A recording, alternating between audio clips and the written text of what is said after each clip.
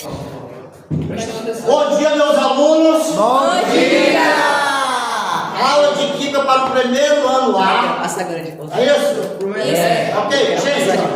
Então, nessa aula de Química, nós já vimos o modelo atômico de Dalton. Nós vimos o átomo de Demócrito e Leucipo de Mileto. Dalton comparou o seu modelo a quê? Bola de bilhar. A uma bola. Todo mundo Não. falando. A uma Dalton comparou o seu modelo a quê? A uma bola. A bola de bilhar. Depois nós vimos o modelo atômico de Thomson. Thomson comparou o seu modelo a quê? A uma torta. A um pudim A um de pudim de passa. passa. Thomson comparou o seu modelo a quê? A um pudim de passa. Agora nós vamos ver o modelo atômico de Rutherford. Gente, em 1911, este cientista chamado Rutherford fez esse experimento altamente engenhoso. Tá, o que ele fez? Ele pegou a caixa de chumbo. Dentro dessa caixa de chumbo ele colocou uma partícula de polônio. Polônio é um elemento químico que emite radioatividade. Sim. Caio, por favor, radioatividade. Fazer graça aí. Ele colocou 3 placas de chumbo. 1, 2 e 3, para poder direcionar isso aqui. Depois ele colocou o quê? Uma lâmina de ouro. Qual a espessura dessa lâmina de ouro? 0,01 milímetro. Finíssimo. Por que ele usou ouro? Porque o ouro é capaz de fazer lâmina bastante fina. E depois ele colocou um anteparo. Anteparo é o quê? O anteparo ele tem o quê? Ele tem o quê? Sulfato de zinco. E aqui quando chega aqui vai ver essa fluorescência aqui. Tá. Rapidinho, gente. Acabou de fazer já até lá. Aí o que ele fez? Ó?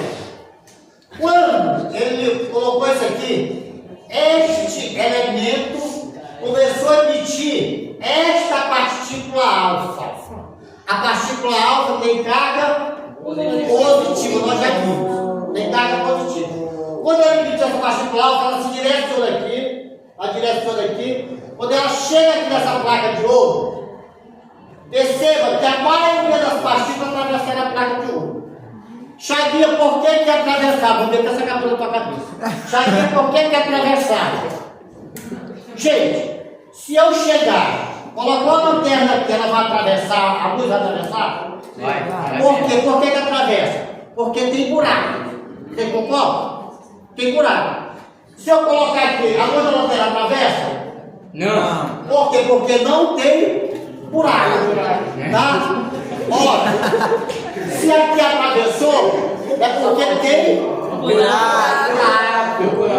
Perceba que a maioria das partículas atravessaram. Aí ela chegou aqui, desse anteparo de zinco. Aqui ele vê essa luz fluorescente. Pode perguntar. Tio, se não tiver buraco, tu reflete pros lados? Se não tiver buraco, reflete pros lados? Se não tiver buraco, É. ela bate e reflete. Se não tiver buraco, não passa Se nada. tiver buraco, não passa. Tá? Já é porque não passa, porque não tem buraco. Aí, gente, perceba que algumas partículas desviaram. Olha aqui. E algumas partículas bateram e voltaram. Aí vem a conclusão de Rutherford. Ora, por que algumas partículas desviaram? Ora, como a maioria das partículas atravessaram, Rutherford concluiu que o átomo tem um grande espaço vazio. Gente, por favor, o átomo tem um grande espaço vazio. Então, isso aqui é o átomo de Rutherford. Toda essa região aqui é espaço vazio. Ou seja, quando as partículas chegam aqui, elas chegam, batem e atravessam. Então, a primeira conclusão de Rutherford, porque se a maioria das partículas atravessaram, é porque no átomo existe um grande espaço vazio. Vocês concordam com isso? Sim? Tá. Algumas partículas desviaram. Ora, por que desviaram? Porque algumas partículas passavam próximo do núcleo. Quando ela chegava próximo do núcleo, ela chegava aqui e desviava. E por que desviaram? Qual a conclusão que ele chegou? Se essa partícula é positiva, Se a chega aqui e desvia, é porque este núcleo é positivo. O que acontece positivo? Positivo. Se atrai ou se repete? Se repete. Então, quando essa partícula passava próximo do núcleo, o que acontecia? Ela sofria um desvio. E aí, qual é a conclusão que ele chega? Que o núcleo do átomo é positivo. Como é que ele chegou a essa conclusão? Porque algumas partículas passaram perto do núcleo e desviaram. Tem lógica ou não tem isso aí? Tem. Algumas partículas voltaram. Ou seja, algumas partículas batiam aqui no núcleo. Preste atenção, gente. Vai ficar gravada a voz de vocês. Batia no núcleo e voltava. Se batia no núcleo e voltava, qual a conclusão que ele chegou? Que o átomo tem um pequeno núcleo muito denso, porque a partícula batia e voltava. Então, poucas partículas desviaram. O default concluiu que o núcleo do átomo é positivo. Como existe um núcleo positivo, aqui ó, com poucas partículas voltaram, o default concluiu que no centro do átomo tem um núcleo muito pequeno e denso. Então aqui é o núcleo do átomo. Então no átomo de Rutherford tem mais espaço vazio ou mais espaço preenchido? Mais espaço vazio. Repetindo, no átomo de Rutherford tem mais espaço vazio ou mais espaço preenchido? Mais espaço vazio. Mais espaço vazio. Aí ele chegou à conclusão, gente, que a matéria é um grande espaço vazio. Inclusive ele fez os cálculos. Se eu pegasse um prédio de 30 andares, e pegasse todos os núcleos do átomo, juntasse todos os núcleos dos átomos, esse prédio ia ficar do tamanho da cabeça de um alfinete. Gente, por favor. Ou seja, no átomo existe mais espaço vazio do que espaço preenchido. Tá. Aí, volta a conclusão. O átomo é o núcleo do átomo, com quantas camadas eletrônicas? 1, 2, 3, 4, 5, 6, 7 e 8. Vai mais poder. Camada K, camada L, camada M, O, P, Q e E. Essas são as camadas do átomo. Só que dessas camadas do átomo, o núcleo é positivo ou negativo? O núcleo é positivo. Gente, mas o que diz? Se eu tenho duas cargas positivas aqui no núcleo, o que acontece com essas duas cargas positivas? Vão se atrair ou vão se repelir? E por que não se repelem?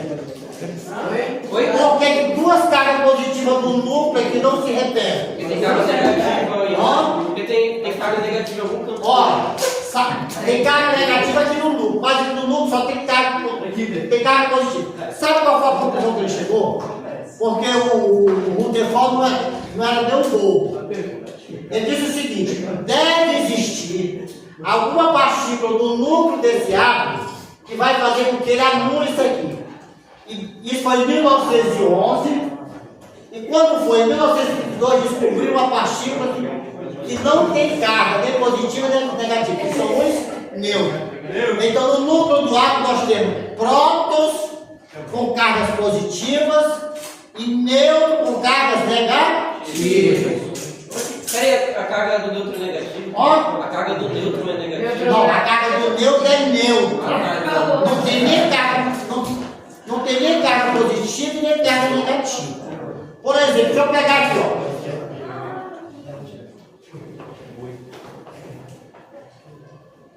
Esse corpo aqui é positivo ou negativo? Positivo. Positivo, porque tem mais cargas positivas.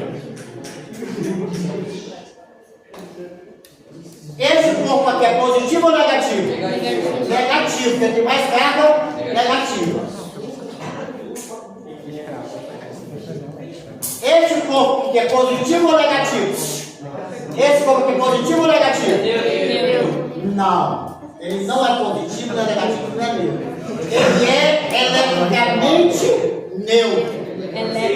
O que é eletricamente neutro? Porque a quantidade de cargas positivas é igual à quantidade de cargas Negativo. Esse corpo aqui é positivo, negativo ou neutro? Neutro. Entendeu agora? O neutro não tem carga nem positiva nem negativa. Então, gente, o átomo de Rutherford, a quantidade de cargas positivas que ele tem no núcleo, ele tem a mesma quantidade de cargas negativas em volta dele. Então, se o átomo tiver 8 cargas positivas, quantas cargas negativas tem em volta dele? Se o átomo tem 8 cargas positivas no núcleo, quantas cargas negativas tem em volta dele? Atenção, gente. Se um átomo tem 8 cargas positivas, quantas cargas negativas tem em volta dele? 8. Você tem 10. 10. Ou seja, o átomo é um sistema eletricamente neutro. Repita comigo. O átomo. Repita comigo. O átomo é um sistema eletricamente neutro. Porque a quantidade de cargas positivas é igual a quantidade de cargas negativas. Bem, um próton, gente, é mais pesado do que o elétron ou menos pesado do que o elétron? Mais pesado. Ora, o próton é mais pesado do que o elétron, cerca de 1000.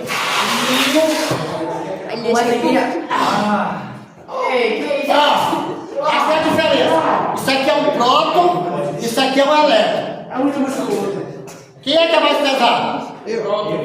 Próton ou elétron? Um próton. Quantas vezes? 1842 vezes. Gente, a diferença é tão grande, mas tão grande, que eu posso desconsiderar. Sabe o que diabo é desconsiderar? É quando algo existe, mas eu faço de conta que não existe. Alguém já falou assim pra você: olha, a partir de hoje eu faço de conta que não existe mais na minha vida. Tá pesado. Morreu. Eu já tô acostumado com isso. Você já ouviu isso? Já. Ou seja, então, gente, o elétron tem massa? Sim. O próton tem massa? Sim. Mas a diferença é tão grande, que eu posso desconsiderar. O que é desconsiderar? Eu faço de conta que não existe. Se não existe, onde é que está toda a massa do átomo? No Próton. Onde é que está toda a massa do átomo? No núcleo. Aqui eu tenho elétron, tem massa, eu desconsidero. Então toda a massa do átomo encontra-se no núcleo. Gente, Rutherford, perceba que aqui é o seguinte: aqui é como se fosse o sistema solar. O que é o sistema solar? No centro tem o Sol e em volta do Sol giram os planetas, não é isso? Sim.